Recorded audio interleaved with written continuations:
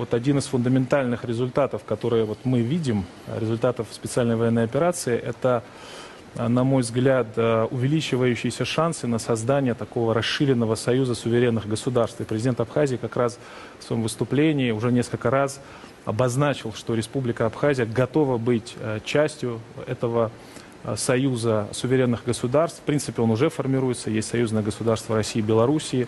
Качество интеграции возрастает. Принимаются дорожные карты соответствующие, поэтому мы тоже видим возможность для себя участвовать в работе этого интеграционного объединения.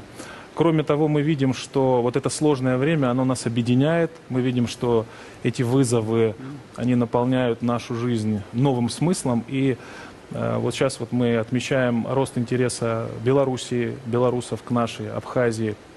Белорусы тоже видят, что в Абхазии улучшается криминогенная ситуация, это правда. Кроме того, происходит гармонизация законодательства Республики Абхазия с законодательством Российской Федерации, это тоже очень важный процесс, и со стандартами Евразийского экономического союза, особенно в части, касающейся таможенного регулирования, поэтому для нас это такой естественный путь нашего развития, мы полностью поддерживаем наше участие и развитие интеграционных евразийских процессов.